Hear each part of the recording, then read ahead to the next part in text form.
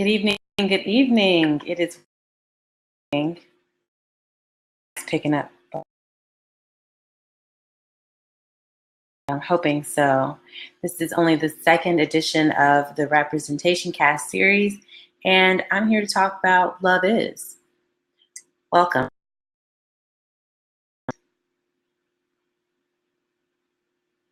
We're going to keep this show moving, cooking with gas, because I'd like to use this audio content for a podcast, in addition to these weekly Representation Cast series. So what essentially is going to happen is the Representation Cast is an interactive audio and video experience that is live from the Crowdcast platform, but on the Dawnavette.com channel. So because I'm all about Black women's representation and our representation in general,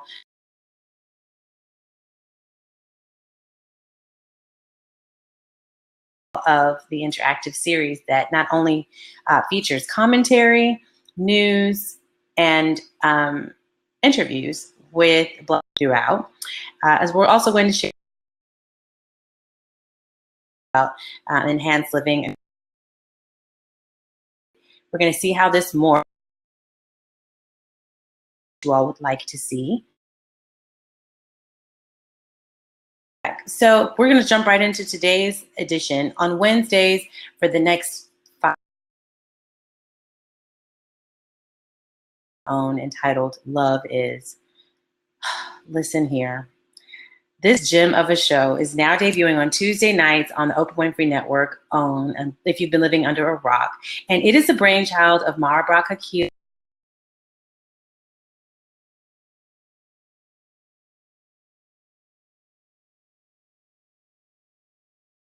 And the two of them are Hollywood powerhouse couple that have been around in the individual shows that we're all familiar with include Girlfriends. They're the brainchildren behind Girlfriends. Black Lightning. And now they're working together. And the beauty about Love Is it's based on their real life interaction, like their real life love story. So the two of them met decades ago in the 90s in LA, and through hiccups and hurdles, managed to find their passion, merge their passions together, which is to create images of Black people in Hollywood and television. And they were successful in this dream. Like, they are actual dream chasers. They're killing it, dream catchers. And we are loving their example. So allegedly years ago, Mara had this great idea to write a love story or romantic comedy based on their how incredible is it that these two Black people, beautiful at that, even in real life, they're a very attractive couple. I don't know if you all follow them on Instagram. Listen, okay? But these two beautiful and attractive Black people found one another and managed to have successful careers, beautiful children, make a lot of money. You know, it's like Beyonce and Jay-Z, but without the high ticket sales, glitz, glam, machines, and things like that. We don't need a yacht. Not everybody needs a yacht. That. So the idea for the brainchild, the brainchild for the television show came years ago. And I believe it started off as a romantic comedy. Things would have it, the script didn't pan out. She had to make some changes. Nobody wanted it. They were told the CBC was going to pick it up. It never really happened. We rewind to 2 years ago, and she's always wanted to work with Oprah Winfrey. Like, what Black woman does not always want to work with Oprah Winfrey? Those things that she wrote it out, talked about it in her mind decades ago, and manifested it, and poof, here we go. Network, right? And which Salim R&G behind it all. You've got to tune into this show on Tuesday nights. The few Black TV shows that we have, a great cast and great writing thus far. We're only 2 episodes in, but I'm here for it. And I'm about to tell you guys 5 reasons why I'm into Love Is and why you should be as well. Excuse me, I had to grab some coffee. So the first reason I think everyone watching this new show on OWN is because we all need reasons to smile, Black women. people in general. We've got a whole lot of things going on. I was going to use an expletive, but I'm going to wait. This is a refreshing show that has great cinematography. That's all about love, right? Just the falling in love, the staying in love, and the finding. It makes anyone smile unless you're just a cold-hearted individual. And it allows you to hope for Black love, because all of these beautiful people within the show are still together. Main couples within the show are still together, so that gives you a whole lot of hope. And my one of the reasons why I think everyone should be watching the show. Fourth reason, number 4, the 90s soundtrack. So the show is a flashback show. And when you see the young couple on TV, every single scene is nicely grooved and shot and matched up with a banging 90s soundtrack piece, like a 90s R&B track. It is really, really nice. I'm not sure who is doing the music, who is the person who's doing the scoring of the television show, but he or she is putting her foot in that thing.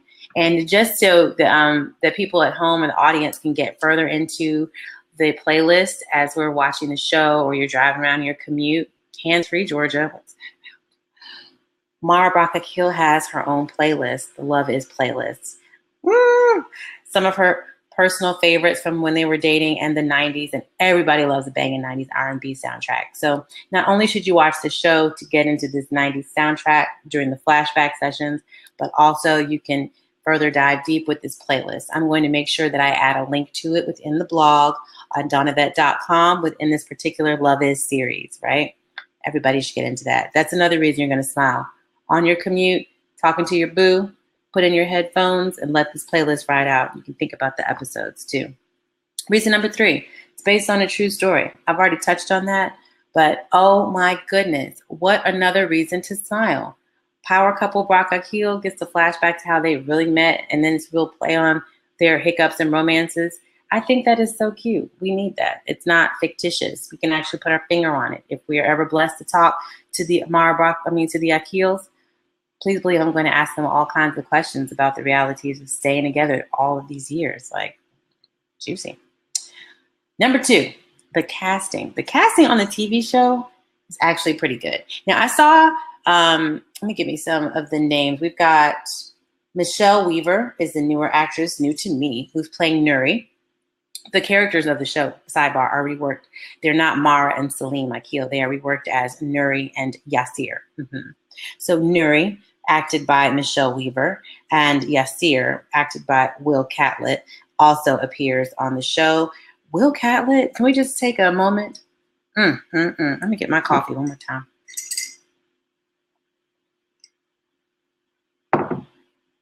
Will Catlett. Yes, God. So I'm really glad that this brother is making his debut into this series as himself, doing all he's doing, acting like he's acting. He is the man, okay? Very, very sexual chocolate here for that. He's matched alongside a lighter skinned Michelle Weaver. She's very beautiful. Her hair looks good, long and short. Watch a couple episodes, you'll understand the joke. We're going to come back to the colorism nod as well. Even the best friends are attractive. Nuri's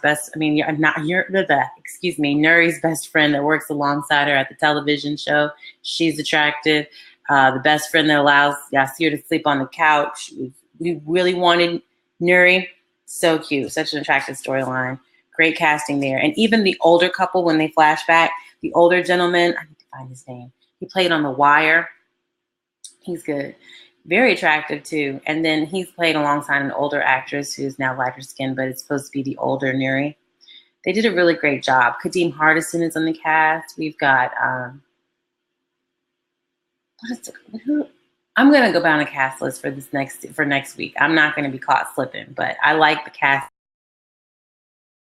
Feeling on the eyes. The wardrobe is very nice and fresh. It reminds you of the 90s. You want to get your power suit out, and flash back to work. In this recent episode on number 2, Nuri talks about how much she enjoys dressing up for her job. She says that she would spend hours getting ready for her job the night prior before going to work. You know what I'm saying? Because allegedly well, the way she felt at the time was that her job was more reliable than any man in her life. Catch that gag. And then it makes you think about, do a lot of women hide behind our clothes when they go into work or when we put on our armor for the day? I think that could be taken in a whole nother context. We'll come back to that another time. But I enjoy the casting and the costumes in the show, and get into that. And the number one reason I think everybody should be watching this fabulous show, Love is because it is the most beautiful example of Black love that is still intact. The whole storyline, the purpose of the show, it opens with an older couple, episode 1, flashing back to their younger selves. And you have to catch it for a few minutes, watch it for a few minutes before you catch it. But their flashback throughout these last 2 episodes, it's just so touching to me. I mean, almost teary touching. I love a romantic comedy, but the fact that they get to flash back in between these actionable scenes of them as a younger couple, right? And then they get to come back in every few minutes with an aside or in a break with a monologue that's speaking directly to the camera or to each other because the couple's still together, reminding the audience that even though, you're seeing some crazy foolishness or wondering how in the world are they going to get together, how are they going to even fall in love, or this is such a crazy love story, the love story is real because the couple is still together. So it gives you hope when watching it. It's just beautiful. And the couple that there's supposed to be a couple still intact in the year 2027. And the audience is supposed to be privy to Yasir's kid out of wedlock. He's homeless. He does not have a job. He is just a passionate young brother who really wants to make a difference in his community through creative expression, and that is by directing and writing for television and movies. And the only people that believe in him, ironically enough, are this new young woman, Nuri, that he met on a random coffee shop interaction. So it's by chance the two got together. Is it by chance or is it fate? And his mother. And the show opens episode 1 with Yasir living with a whole nother woman, right? And that is some foolishness in itself, right? He's living with a whole nother woman named Ruby, and he is not paying Ruby any rent because Yasir is broke AF. Bless his fine heart. So he leaves Ruby to go follow his heart and be with Nuri, who is a high-powered, well, that's such an exaggeration in the wrong term. Nuri has a job. She's got a very, very great career in television writing for a really popular show in the 90s. So the show she's writing for is supposed to be a spinoff of Martin. In real life, Mara Akil wrote for Moesha at the time, and she met her at the time, then soon-to-be husband. So it's so cute. And the fact that the two still managed to fall in love, their first date, they sit at the coffee shop and talk until 4 a.m. Swoon. Who doesn't want that kind of relationship or a first date? Not a real relationship. Nobody wants a relationship built on lies. And it is a lie because Yasir does not honestly tell anyone that he, not anyone, but he doesn't tell Nuri up front that he has a child and no job and just pipe dreams, because they're falling on that chemistry. They're going to stay on that 4 a.m. coffee talk chemistry and finding out about all the nuances of who they are. That comes down the road. And I think that's what is really attractive about this show. Let you know there's going to be a deeper plot line. We've got more to come. I'm really excited. And I hope you guys are tuned in. We're down to 2 episodes. Let me know what you think. You can leave comments on the blog. You can leave comments right here within the Representation Cast dashboard on the right-hand side. You can ask questions for the upcoming episodes or people who are going to be watching the Love Is episode. If you want a more in-depth recap for the next time, let me know, and I can open with that as well. This one was kind of scattered and jumping all over the place, but I hope you guys get into it. Looking forward to your feedback. Tune in Tuesday nights at 10 o'clock on OWN, and hashtag LoveIs, hashtag RepCast at Dawnavette on all social platforms. And I'll talk to you guys next week. Thank you. Remember, our representation matters.